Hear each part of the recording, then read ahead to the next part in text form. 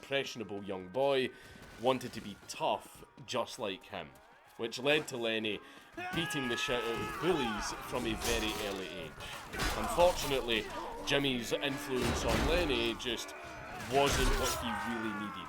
So, you can understand why things didn't get much better with Jim gone, and why Lenny soon began to engage in fatherless behaviour.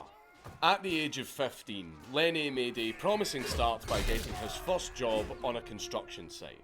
But then he promptly lost the job after beating the shit out of his foreman. Then he fell in with the local gangsters and he ended up serving 18 months in jail for petty crimes before being released from jail while he was still in his teens. But as he entered his 20s, things started to look up for Lenny because he married his wife, Valerie.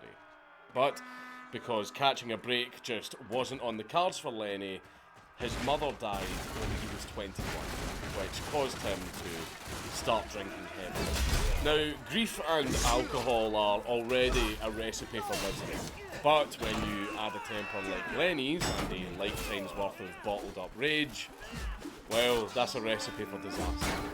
Lenny ended up having a bit of a phase where he would go from pub to pub, getting in a lot of fights, until the powder keg blew and he ended up very, very narrowly avoiding prison. What started as an argument between Lenny and a guy named Jimmy Briggs over a girl, of all things, escalated into a fight, as Lenny was wont to do at this point. Except this time, Lenny went a little bit too far.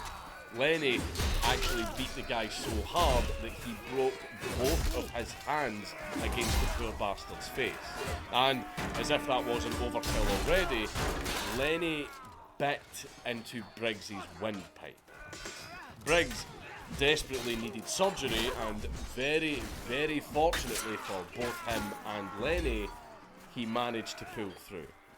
Also, as an ex-bouncer, 9 out of 10 fights that I broke up were caused by a woman.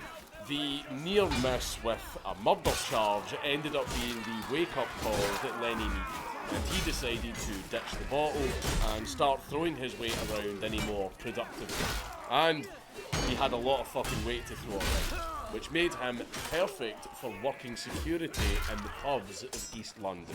Lenny used the bar fights to stop the bar fights.